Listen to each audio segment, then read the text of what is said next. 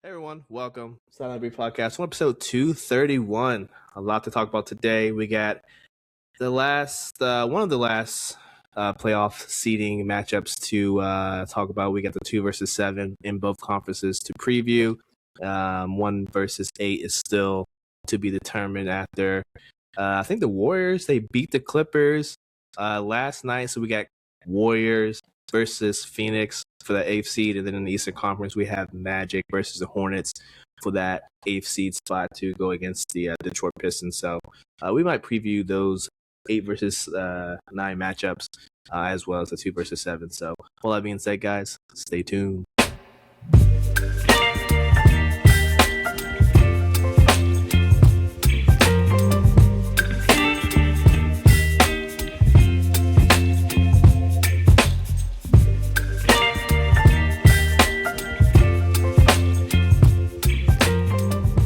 Right into the NBA. I guess we can talk about the playing games that happened and then preview, I guess, the 8-9 matchups. Sadly, my Heatles, they got done in by the Hornets. What was that, Tuesday night? LaMelo Ball, a lot of controversy surrounding maybe a dirty play, maybe not. He won't admit to it, but grabbed Bam's ankle as he was falling. Bam is no longer playing the game past that. I think it was like sometime in the second quarter. Game goes overtime, so he had a chance to win, but Hornets pulled it out at the end with LaMelo layup with a couple seconds left, and then Davion Mitchell sprinted up the court, but couldn't get a layup to go. What are we thinking about that with this Heat versus Hornets game? I'll start with you, Jacob. The floor is yours. Yeah, I think that was one of the best games I've seen all season. Granted, I haven't watched a ton of NBA this year just because of the Wizards situation. But I was in from tip-off to the end of overtime. That was the Hornets are just a fun team. I've been hearing it. I've been hearing it all along, and I was able to watch it. They play with a certain swagger. Granted, they're not going to, even if they do advance, they're not going to do much against Detroit. But I really just like the way that they play. I like the confidence in themselves and, kind of that why not us sort of mentality. And with their young players, the Mellos, the Brandon Millers, the, Colin Knipples of the world, this might be a team to look out for in a couple of years. I was highly impressed with them, and I hope they can get the job done against Orlando tomorrow night. Lawrence, your thoughts on this 9 versus 10 matchup on Tuesday night? I think the Hornets are really good at getting enemies at this point. I mean, next year they're going to have at least 2 or 3 at this point. Teams giving them a hard time game to game, even if they have like bad years. Like, let's say next year the Heat, bottom the table, and they don't really feel like they only get one more player before they go on their little run. Well, they're going to be playing the Hornets really hard, and it's fair. I agree with Ultra. It's like it wasn't that hard to go take a look at. Now, did I think it was something crazy? I mean, no, I don't think LaMelo, he didn't put oomph into his push or anything. So it had to be pure momentum to help, push him all the way that way. But that's an unfortunate string. It is pretty pathetic. They couldn't even take, the 5 seconds to look at it. I mean, maybe it's more like a minute, but still. It's the level of the game. It's like the playoffs. This team, this is also going to determine the whole game. You're going to put one team completely down by a player at this point because he didn't seem like he was moving off the court very fast. I'm pretty sure he got himself right in the good spot in the back. So, I don't know. It just kind of seems like one of those things that you just let the Heat get put in a vulnerable position for the rest of the game. Didn't really look into it. And then, honestly, it's more, I would say, more shocking for the Heat that they were able to maintain and keep in there. I think a lot of it came down to Mitchell. I mean, he had an amazing game, but there wasn't a whole lot of going on for. We're just going to call it that. There wasn't a whole lot going on for the Heat outside of Mitchell. I mean, he was having an amazing game. The rebounds on what was his name? Kane? Is that his right name? What, Khalil? Khalil Kane. Yeah, amazing. I get it. He needed Bam to go down in order to have a game like that, but way to show up when your name was called, needed. I think Wiggins also hit some very, very timely shots. So I won't let him be forgotten of that. But nobody can ever hit a timely shot like White did, going completely the opposite way. Yeah, I mean, hey, going into the game, I don't know if I said it on here, but I hope that he was in a position to lose this game. I think the best outcome for the Heat this season is to get a lottery pick. They just don't have enough talent on this roster as currently constructed. The Hero Powell experiment that I thought would work in the beginning of the season ultimately did not work. So, I think he just needed a reset. And we'll talk about this more next week when we do our season reviews. But as soon as the band went down and I saw the replay, I automatically switched it up. I was like, hey, I hope we win. Like, out of spite, I hope we knock the Hornets out. And then, hey, whatever happens, the next game happens. But I don't know. I think the Hornets are a dangerous team, and they were my second sleeper in the East. Lawrence, you said it maybe halfway through the season. You said, hey, watch out for the Hornets. They might be a threat in the East. Maybe if they get the right matchup, and I think the Hornets going to take out the Magic tomorrow night. The Magic look really lethargic, and I would honestly kind of pathetic against the 76ers down the stretch. Especially coming out of the halftime too, like they was very slow. They let the 76ers immediately hit the gas running, and they had the lead going into it. I mean, I don't know. They seem like they just wanted to go home and get home field real quick. Yeah, good segue, Lawrence. The Magic did not look good the past night here against the 76ers. The Sixers did not have Embiid, but it didn't matter. They still had more than enough firepower against a Magic team that last year, Lawrence, we said they're very good on defense, very consistently good on defense, but offense was their dire need. They made the trade for Bane. We thought it was a good pickup, but the offense still isn't there, man. And you can tell, I mean, everyone's basically healthy in this game, and they still don't have enough offense. At times, you can tell the offense was struggling, very stagnant, couldn't make their timely shots. Sixers just kind of had their way for the most part. Jacob, what are your thoughts on Magic versus Sixers? Yeah, I wasn't as tuned into this one as I was the night prior with the Hornets and the Heat, but yeah, just a wasted opportunity for the Magic. I refer back to the Desmond Bane trade, and I think we're all fans of Desmond Bane, but the amount of first-round draft picks, I'm pretty sure it was 4, to give up to a guy to essentially hope that he's your third best player, second best player, if Franz is hurt, or if Paulo's banged up. But yeah, Boncaro needs to be the star. He needs to be the man. And this was definitely an opportunity for him to show that he is. Wasn't his night. Luckily for him, he's going to get another chance. But I think everybody in the world, including us three, would rather see the Hornets advance. So I think Orlando still has a lot of problems, mostly offense related, like you guys mentioned. But not a great showing to lose to the Embiid-less Sixers. And we'll see if they can defend home court tomorrow night against Charlotte. Shout out to Kobe White, though. I didn't get that in. That shot was insane. He had a lot of timely shots. I learned during that game that Kobe White was a Hornet, and I was like, oh, no kidding. He played really, really well. Look out for him to play well again and make some big threes on Friday night. Yeah, I was expecting another big game for him. He's also a North Carolina native, so, Yep. Full circle moment there. Trailblazers versus the Suns. Trailblazers win this game.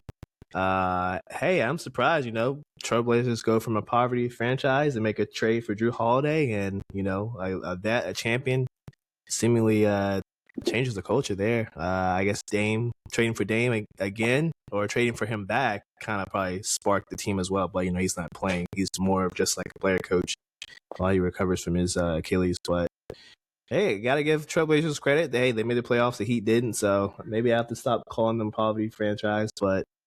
At least for now. But what are our thoughts on this one? I don't know if you guys caught this. This was a later game. Deni Avdija is the greatest player of all time, most likely. Hey man, he is my most improved. I know a lot of people want Nickeil Alexander-Walker to be most improved, but Deni has totally not reinvented himself, but he's taking his game to another level. Lawrence, thoughts on this one? I mean, I didn't really watch this one. It was too late at night. Mm-hmm. I did bet on the Suns because I thought, I don't know, I thought like Jalen Green's first chance on a new home, Dylan Brooks. I thought there was a lot of proof for the Suns. They had the home field advantage. you know, just like Jacob just said, Denny Avdia really just had a really good game and pretty much showed that nobody else was up to his level or um, his devotion that night. I mean, outside of that, I didn't watch any of the game. I mean, I think I watched the first quarter. Yeah, this game was on late, just because the Heat game went to overtime. Amazon, I guess, waited until the Heat game for this one to tip off. But yeah, I think Trailblazers did well. Suns have one more chance versus the Warriors, which is the next game we'll talk about, which was a damn good game last night. Warriors, Clippers. Warriors, hey, they were hanging in there all night. You know, the Clippers would, break it back out to 9 or 10 points, and the Warriors would cut it back down to 3 or 4. And then that last run with like 3 minutes left, I think the Warriors went on like a 14-2 run or something like that. And Draymond with 2 big stops, 2 big steals. And, after, I think, got cramps in his knee or something happened to his knee, they asked him to come out. He did, and he stayed on the floor, toughed it out. And, I mean, he picked clamps on Kawhi. I mean, no other way to say it. Very impressive win by the Warriors, which I thought they were on the way out. But no, they still got some fight left in them. I don't know if either of you watched this one. This one was late as well. Any thoughts on this one? I saw this one up until about halftime, but I did watch like the highlights of it, and it did kind of irk me that they finished off the season so good, the Clippers, and then you're facing this aging Warriors team, who other pieces of the team have been thrown together really late in the season, and they did not get any playing time with the the main juice of the team, Curry, like Porzingis. He has not played with Curry pretty much the whole finishing part of the season.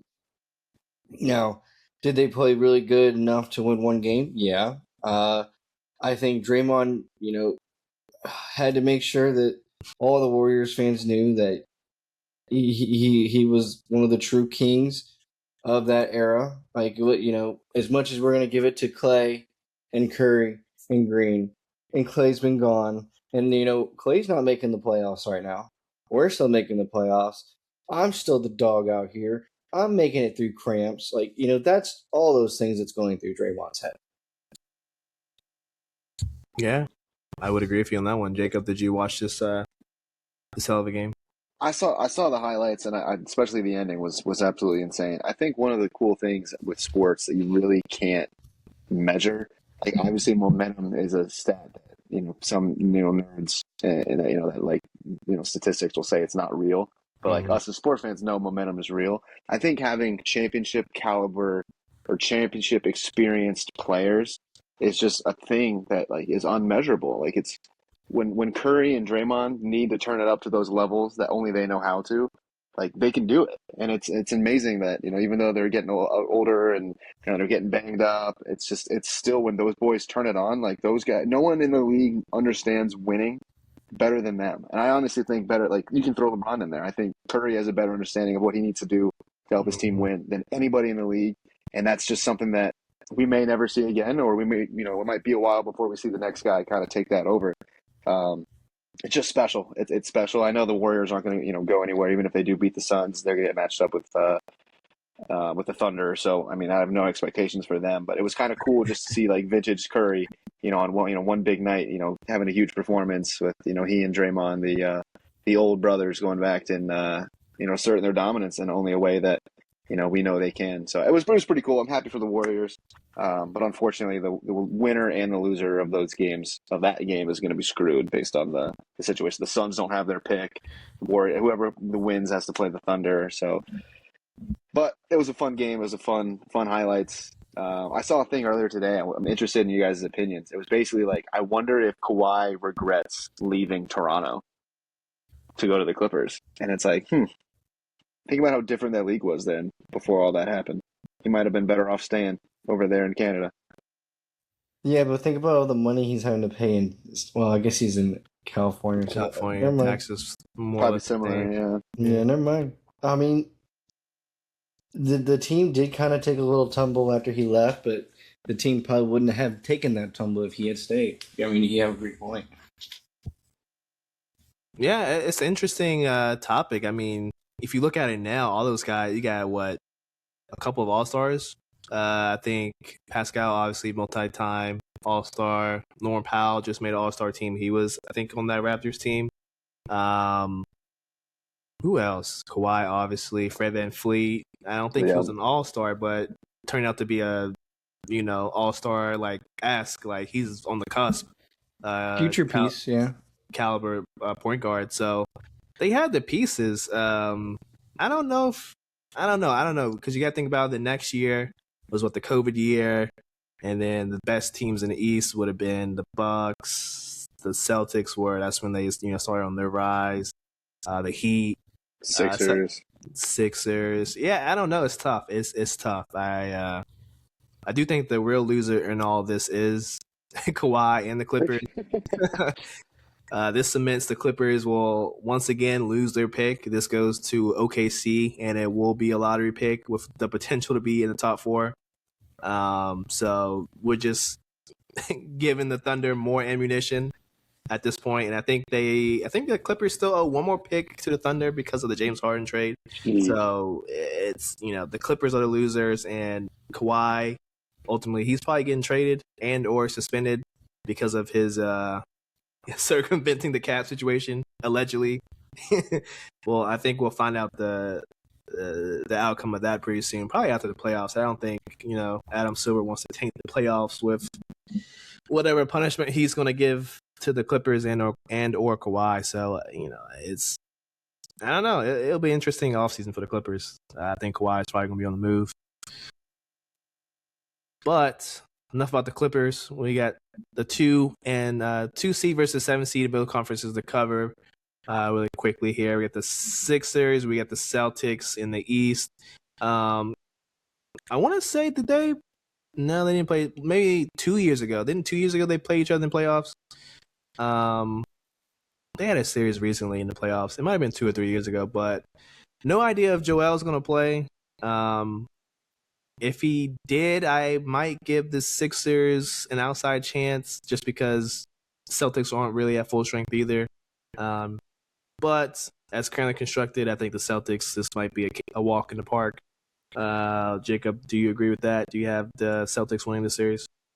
Yeah, I'm going to go with Celtics in 4.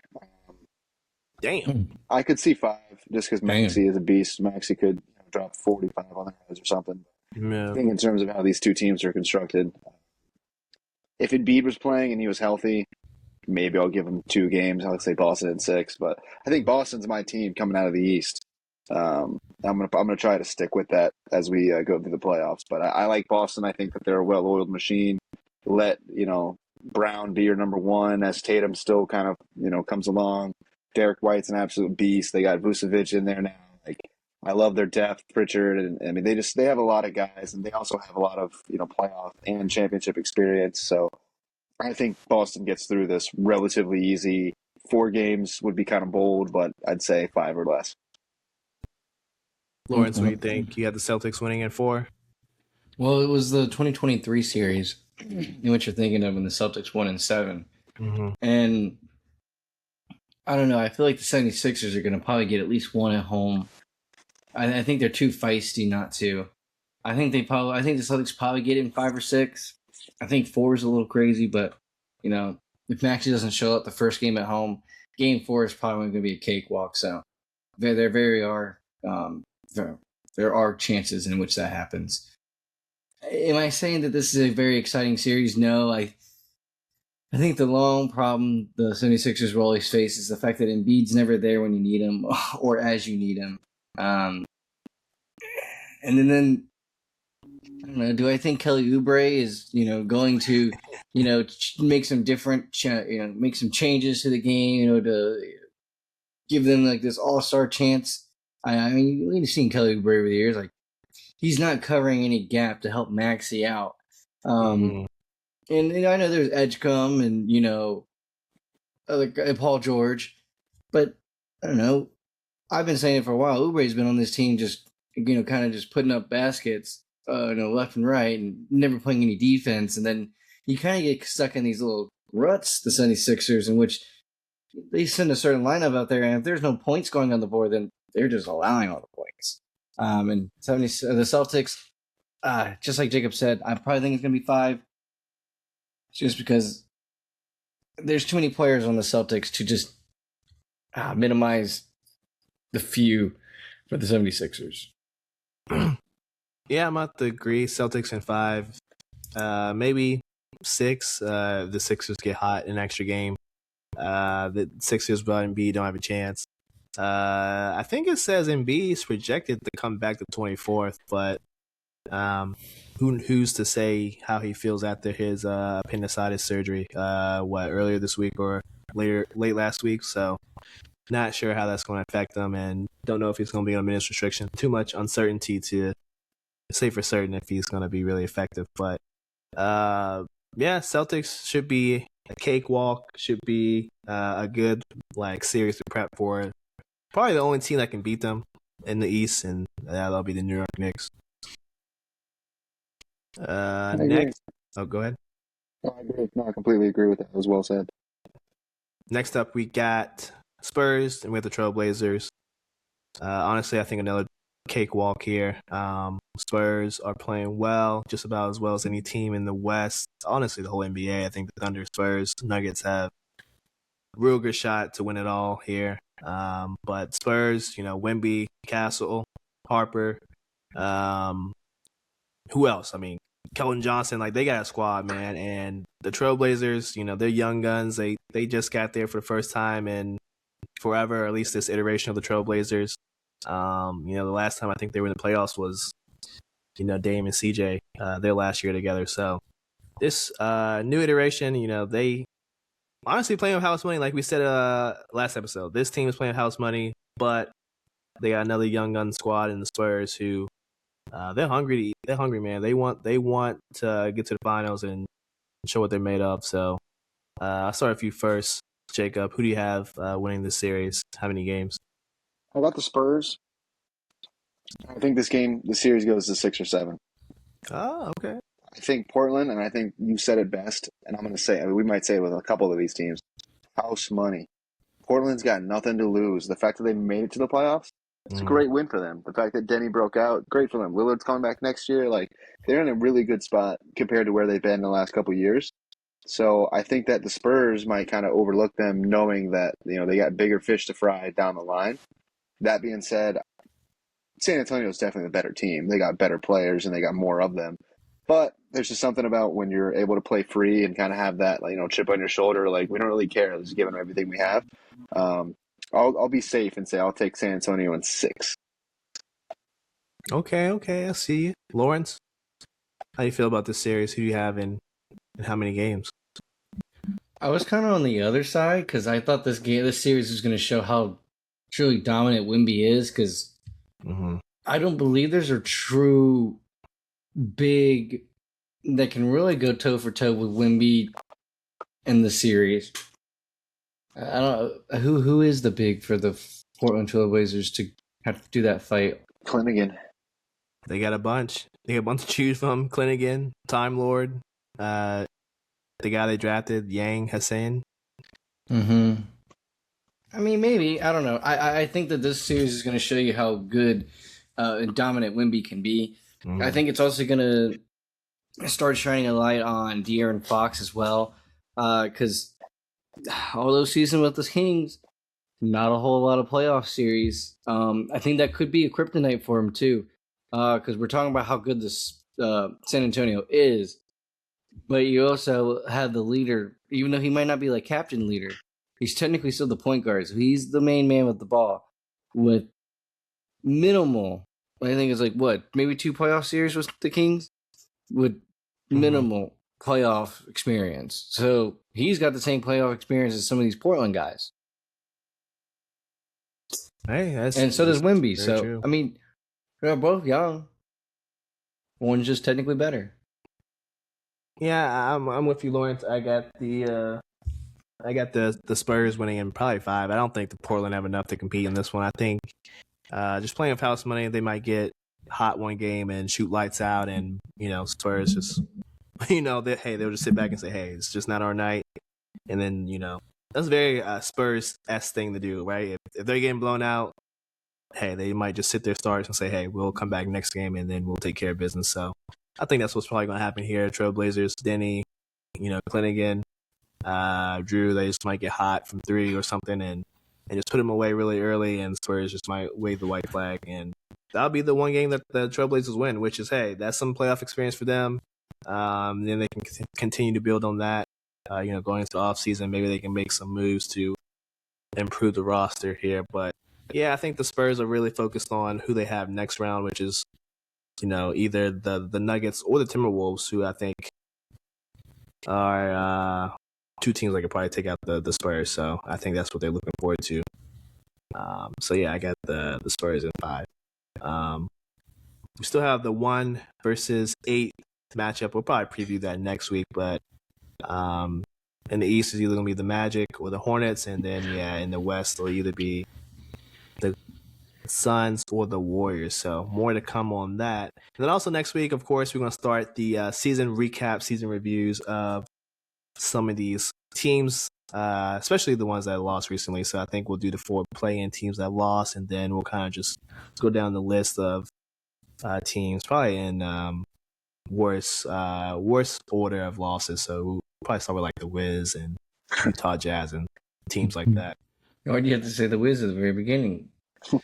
Hey man, they they're not looking so good right now. All right, but hey, they're keeping their coach. That's what the GM Dawkins said today, that Brian Keefe is probably gonna return next season. So probably looking like they're gonna keep tanking for the foreseeable future, especially with Anthony Davis saying that he doesn't know if he wants to be there next year. So I think at least one of the stars they traded for will be on the move, which I kind of predicted when it happened. I don't think Anthony Davis was going to stay there. I think this is just pissed off. But we can talk about that more next week, unless you guys have thoughts right now. I think he wants to be there. I think his whole quote was he needs to hear the plan. He said that the reputation of the Wizards is not similar to what it's like there. He said he was surprised with the facilities and the people and everything. And I saw a clip today of Kevin Durant saying that Brian Keefe taught him everything he knew. So I think Brian Keefe's a damn good coach. I just think that he didn't have he had no good players, and he had the GM breathing down his back saying, hey, we need to lose all the games until the end of 26 because I've been saying it for a while. See you guys in 27. Wizards back next year. I'm going to say it right now. Top 6 team in the East. Better than the playoff team next year. As long as Anthony Davis can stay healthy, which we all know is not possible, and Trae Young's back to, ice Trae, and they win the lottery. So a lot of things need to go right for that. A lot of what ifs here. A lot of checklists we got to check what off. ifs just started stacking. A lot of ifs, but it's going to happen. All right, we will see. We will see what happens in Washington, D.C. next season with the Wiz. Can't wait to get on that episode. Last but not least, we got WrestleMania. Hey, big event, the biggest event of the year. Definitely the premium live event that I'm looking forward to the most every single year. We did a preview last year. We'll just take it day by day. We got 2 nights here. Night 1, Lawrence, I'll just read off some of the matches here, and you tell me which one you're looking forward to the most. We got the Vision, Logan Paul, Austin Theory. For somehow, some way, they bring in Speed into this one, and then they're going up against the Usos and LA Knight in a 3-man tag team match. We got Jacob Fatu versus Drew McIntyre, which is a match I'm very looking forward to here. We got the Women's World Championship, Stephanie Valkyrie versus Liv Morgan. Liv still got that. I don't know if you saw Lawrence, but she still got that big ass knot on her forehead. In her forehead? Yeah, from getting knocked out 2 weeks ago. We got AJ Lee versus Becky Lynch. I think this is like the 3rd time they've done that. That one's getting boring.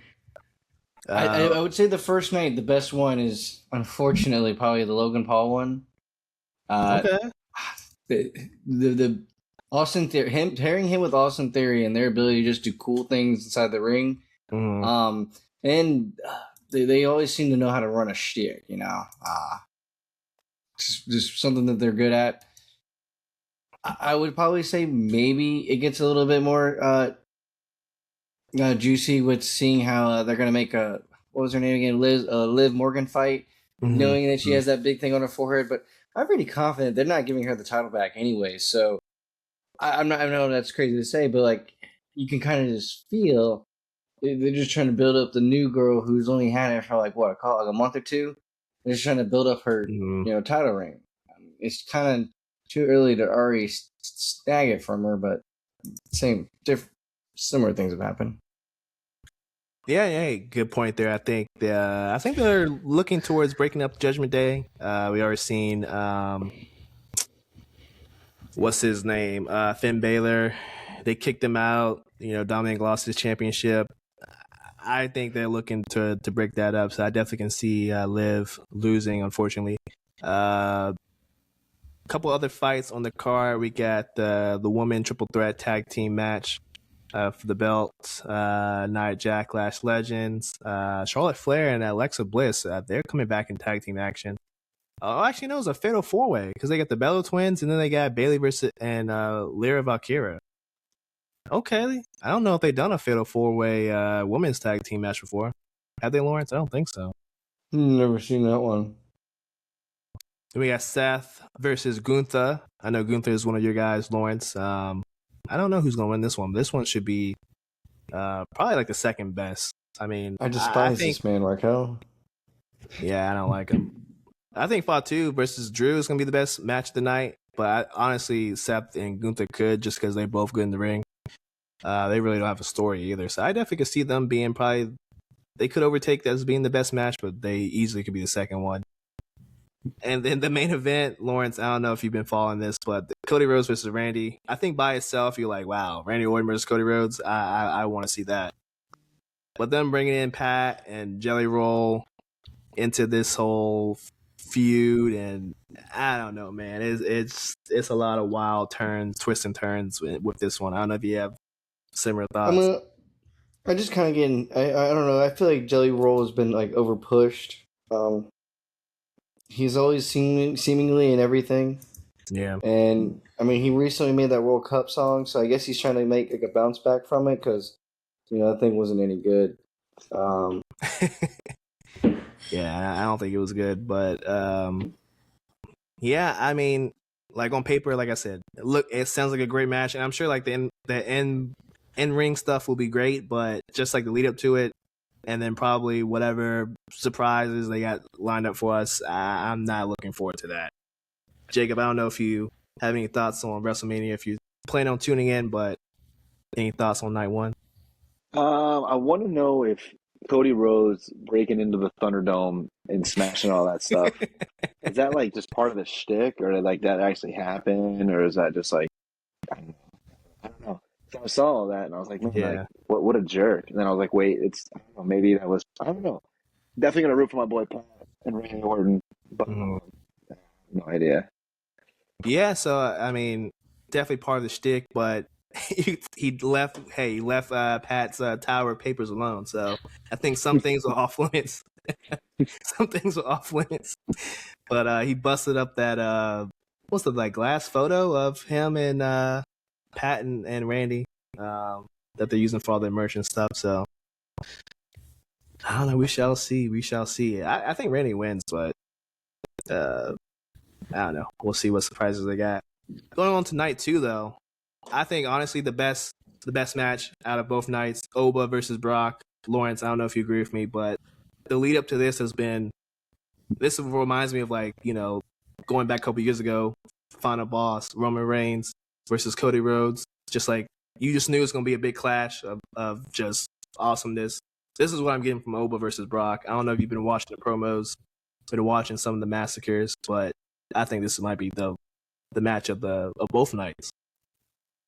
Hey, it's about time they get someone like I wouldn't say big enough, but like someone huge, to like make Brock not look like a giant every turn. Or not a giant, but like a big ass man every time I goes in that ring.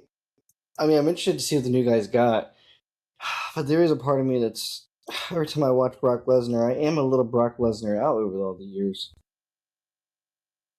Yeah, hey Brock, I don't think he's lost in a while, so I don't know if they'll put Oba over or is the new guy going to be another casualty of Brock. Well, I guess we'll see. I actually wouldn't mind if they extend this feud past WrestleMania, maybe take it to Survivor Series or Backlash. But I guess we'll see on that. Then we got the ladder match. Of course, it can't be WrestleMania without a ladder match. We got a 6-man ladder match for the IC Championship. I like the cast. Randomly, they got Rusev in there, big guy of a bunch of high flyers. So we'll see how that lines up. We got the women's match, which I'm actually looking forward to. Jade versus Rhea. Hopefully, Rhea does not win, but she. Hey, I love Rhea, but Lawrence, she is always in Triple H's ear and always bitching and complaining when things don't go her way. So who knows on this one? We got Sammy versus Trick. It's gonna be a good match. Like I said, Finn versus Dominic. Then we got Roman versus CM Punk, which the promos have been okay. They started out hot and then they kind of cooled off. So I mean, match wise, I think it'll be great just because they'll probably have some cool surprises for us in terms of guest appearances coming into the ring and stuff like that. I think Roman wins, Lawrence, but I don't know. I think I just want to know what the surprise is. Who's gonna be the surprise? Old heads or whatever the case is. Who's gonna have a run in the main event? It's an old head For sure. Maybe Stone Cold. I don't know. The Rock was seen in Las Vegas today for some event, some con. But they got a lot of choices. Could be Undertaker, like a couple years ago. Who knows? But what do you think, Lawrence? Night 2 or night 1? Which one are you looking forward to the most? Probably looking forward to night 1 more. One thing I will say for the CM Punk one, he's just getting older, and I feel like every time it's just a little bit harder to, advertise, or not advertise, but to conjure up eyes to watch his fights. I'm not saying he's bad in the ring. I'm just saying it's kind of the same thing it was giving when Cena was getting towards the end. Like the movements, they're just not the same. It's not as similar to like Randy Orton. Randy Orton still looks like he's making the moves look like they're not that difficult. There are times we do see Randy looking a little human. Yeah, I would agree with you on that one. I don't think CM has too much time left, but we'll see if he can hold on to the belt. Jacob, any thoughts on night 2? Anything you're looking forward to? I just want the most pure, violent entertainment we can possibly get. Do it for the fans. Do it for the fans. Well, that's WrestleMania, guys. Anything else we got to cover before we head on out for the weekend? MLB is going on. NHL playoffs. I think of start, right? Playoffs start this weekend for hockey on Saturday. Over in baseball, Mike Trout hit 5 home runs during a 3-game series against the Yankees. It's the most home runs that an opposing player has hit at Yankee Stadium in MLB history. So shout out to Mike Trout and the boys back. Hockey. Ovechkin, I think, came out today. He said that he might not have played his last game, so I think it's a chance he might be coming back next season, right? What do you think? I like it. I'm here for it. He can still score. As a Caps fan, do you think he comes as a Caps, or do you think he goes somewhere? No, he'd stay. Yeah, he'd have to stay at the Caps. Okay, hopefully, yeah. Yeah, I think OV's a one franchise kind of guy. In hockey, I feel like you don't see that as much as like the NFL or NBA. Well, not NBA because they go wherever they feel like it. But like a guy like Crosby, a guy like Ovechkin, like they can never leave. They're one franchise guys. Especially if he's gonna play in his 40s. Like bro does not play defense. He's just chilling, trying to score. So if he wants to do it, then hey, let him. Who cares? Yeah, couldn't agree more. We haven't talked about the UFL much, but DC Defenders, I think they're 2-1. Went to their game last weekend, completely massacred the Houston Gamblers. Houston is a bad team. I think Tua's brother is the quarterback. I forgot. I don't know how to pronounce his name. Talia or something. I don't know. Yeah, they're not good. Defenders. Defense has kind of slipped off, but I think they have a good chance to repeat this year. I don't know if you guys have any thoughts. I didn't see the massacre. I just know that every week in and week out, they say how great the kicker is for DC. Yeah, it's pretty good. Pretty good. Jacob, any thoughts? Is Tua's little brother Washington's quarterback or Houston's? Houston's. DC still has Tiamu. He's still up and down. Have a good Okay. game. The next game, he'll have a bad game. Yeah. I haven't been to a game before. I'm trying to go this year. They He's look fun. pretty good. Hey, the games they're fun. The fans are into it. Get the beer snake. They get the lemons, just in case things don't go their way. You might see some lemons on the field if things go bad. So, yeah, it's definitely a fun experience. But that's all we got, guys. We're going to head on out. Thank you guys for watching on YouTube, listening on Spotify, episode 231 of the Sideline Brief podcast. We will see you next week. Peace.